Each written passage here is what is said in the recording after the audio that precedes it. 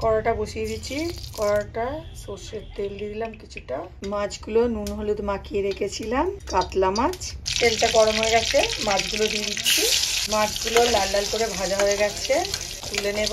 ওই তেলেই পটলগুলো নুন হলুদ মাখিয়ে রেখেছি, ওগুলো দিয়ে দিচ্ছি। পটলগুলো ভাজা হয়ে গেছে, এবার তুলে নেব।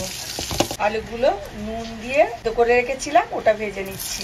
সিদ্ধ করলে বেশি লাগে না, ভালো খেতে লাগে। হলুদ দিয়ে দিচ্ছি। আলুগুলো লাল লাল করে ভাজা হয়ে গেছে, তুলে নিচ্ছি। কেটে রাখা পেঁয়াজগুলো দিয়ে দিলাম। কেটে রাখা টমেটো দিয়ে দিচ্ছি। আদা রসুন পেঁয়াজ ওটা বেটে রেখেছিলাম, ওটা দিয়ে দিচ্ছি। হাফ চামচ জিরে গুঁড়োটা দিয়ে দিচ্ছি। ঝাল লঙ্কা দিয়ে দিচ্ছি হাফ চামচ। কাশ্মীরি লঙ্কা হাফ চামচ দিচ্ছি কালারটা ভালো করার জন্য। তেলটা ছেড়ে গেছে, আলুগুলো ভেজে রেখেছিলাম, ওটা দিয়ে দিচ্ছি। ভালো করে কষিয়ে নেব। কষানো ভালো করে হয়ে গেছে। আমার এই ভিডিওগুলো ভালো লাগলে আমার চ্যানেলটা সাবস্ক্রাইব করে দেবেন। আমার এই ভিডিওটা ভালো লাগলে লাইক কমেন্ট শেয়ার করবেন।